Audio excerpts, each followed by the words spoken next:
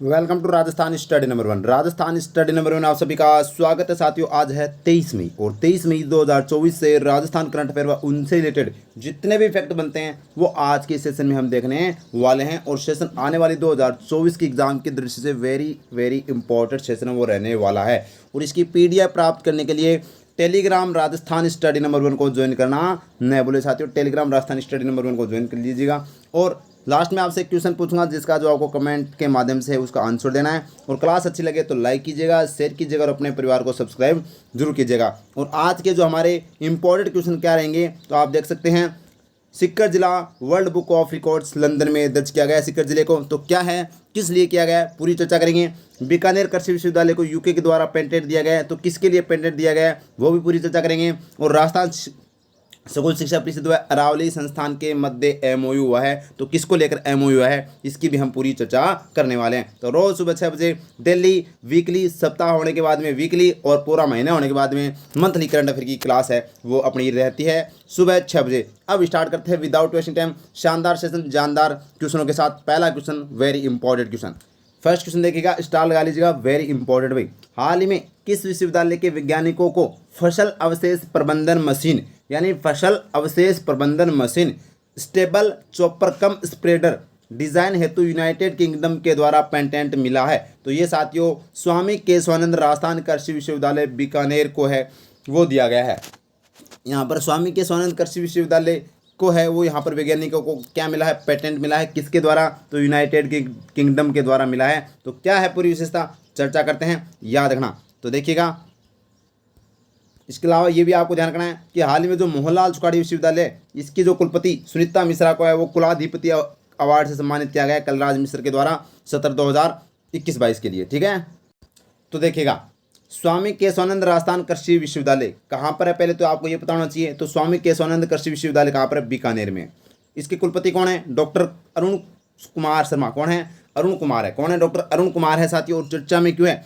तो फसल अवशेष प्रबंधन यानी कि जब फसल होती है उसके जो अवशेष होते हैं उनके यानी कि जैसे पराली वगैरह होती है ना, तो उनके प्रबंधन के लिए एक मशीन जिसका नाम स्टेबल चॉपर कम स्प्रेडर के डिजाइन हेतु यूनाइटेड किंगडम के द्वारा पेटेंट मिला है साथियों। ये ध्यान रखना, वेरी इंपॉर्टेंट है।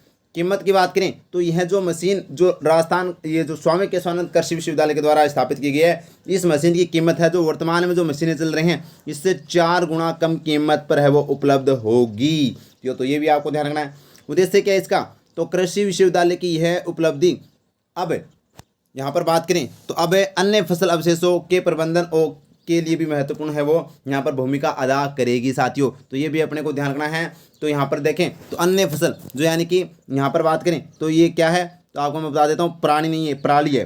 पराली तो यानी कि कृषि विश्वविद्यालय की यह उपलब्धि अब पराली व अन्य फसल अवशेषों के प्रबंधन में महत्वपूर्ण भूमिका अदा करेगी। तो ये आपको ध्यान रखना है, ये इसका उद्देश्य है जो स्वामी केशवानंद राजस्थान ये जो कृषि विश्वविद्यालय बीकानेर के अंदर है, ये भी एग्जाम में बहुत बार पूछा जाता है। ठीक है, क्लियर है। और बीकानेर की बात आई तो यहाँ पर बता देता हूँ, बीकानेर के 2 व्यक्ति हैं, गनी मोहम्मद और अली मोहम्मद। इन दोनों को हाल ही में पद्मश्री अवार्ड से सम्मानित किया गया है। तो ये दोनों माइंड गायक कलाकार है, याद रखना। इसके अलावा बीकानेर के अंदर कौन सा भाई पद्म पुस्तकालय की स्थापना की जा रही है? सिल्वा गांव के अंदर जो स्विट्जरलैंड के यहाँ पर साथियों ग्रीन हाउस डिजाइन के तर्ज पर है वो इसका निर्माण किया गया है 9 करोड़ की लागत से। तो ये भी आपको ध्यान रखना।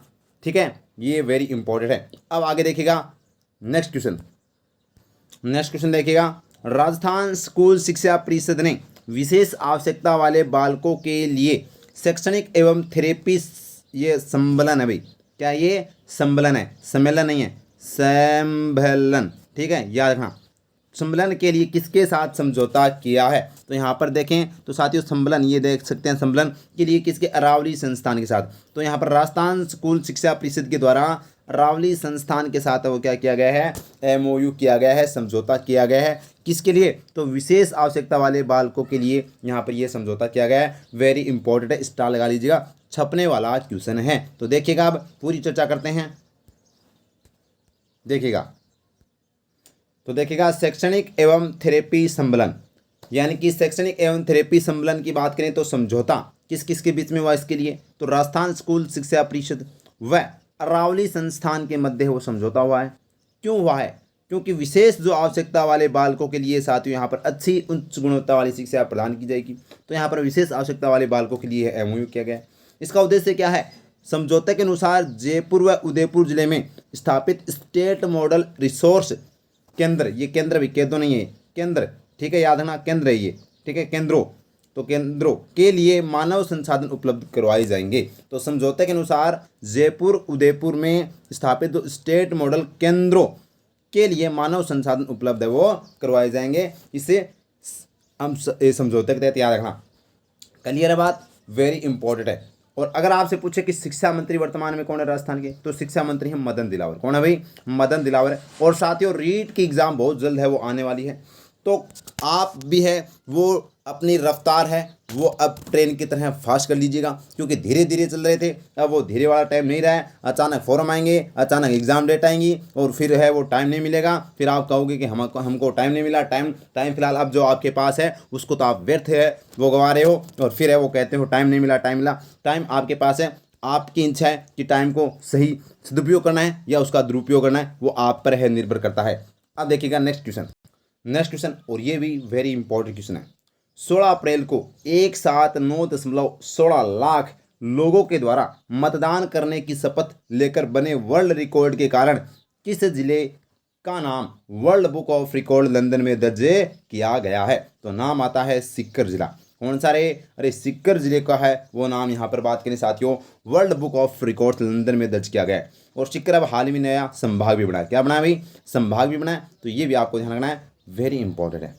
सीकर में 4 जिले आते हैं। कौन से? सीकर, झुंझुनू, चूरू और नीम का थाना, ठीक है। अब यहाँ पर सीकर जिले का नाम आया है, जो क्या बना है? रिकॉर्ड बना है। और यहाँ पर ये देख लीजिएगा, जो सीकर के कलेक्टर है उनको यहाँ अब वो साथियों सर्टिफिकेट दिया गया है। तो पूरी चर्चा करते हैं। तो देखिएगा, world book of records London से सम्मानित किसे किया? सीकर जिले को। किससे सम्मानित किया हुई? सीकर जिले को सम्मानित किया गया। क्यों किया गया? क्योंकि 16 अप्रैल को एक साथ 9.16 लाख लोगों के द्वारा मतदान करने की शपथ को लेकर बने वर्ल्ड रिकॉर्ड के कारण, यानी कि 16 अप्रैल को है वो साथियों आपको पता है जो दूसरा चरण था उससे पहले है वो 16 यानी 9.16 लाख लोगों ने है वो एक साथ शपथ ली मतदान करने के लिए। और यह एक क्या बना? रिकॉर्ड बना भी, वर्ल्ड बुक रिकॉर्ड बना है, जो लंदन से सम्मानित किया गया। और यह प्रदान किसे किया गया? तो जिला कलेक्टर कमर उल जमाल चौधरी को है वो इससे सर्टिफिकेट से सम्मानित किया गया, जो सीकर के जिला कलेक्टर है। याद रखना। क्लियर है बात? अब आगे देखिएगा नेक्स्ट क्वेश्चन है, एनीमिया मुक्त राजस्थान कार्यक्रम के तहत शक्ति दिवस का आयोजन किस दिन किया जाता है? तो साथियों मंगलवार, प्रत्येक माह के, यानी कि प्रत्येक माह के मंगलवार को किया जाता है। साथियों प्रत्येक माह के मंगलवार को है वो एनीमिया मुक्त, यहाँ पर बात करें तो शक्ति दिवस के रूप में मनाते हैं, ठीक है, एनीमिया मुक्त के लिए, ठीक है। तो प्रत्येक मंगलवार, हर महीने के मंगलवार को याद रखना। तो ये क्या विशेषता है और किसके द्वारा संचालित किया जाता है, जो एग्जाम में पूछा जाता है। तो देखिएगा, शक्ति दिवस कार्यक्रम की बात करें तो एनीमिया मुक्त कार्यक्रम के तहत वो शक्ति दिवस है वो मनाया जाता है। आयोजन कब मनाया जाता है? तो हर माह के मंगलवार को साथियों है वो ये मनाया जाता है। संचालन की बात करें तो चिकित्सा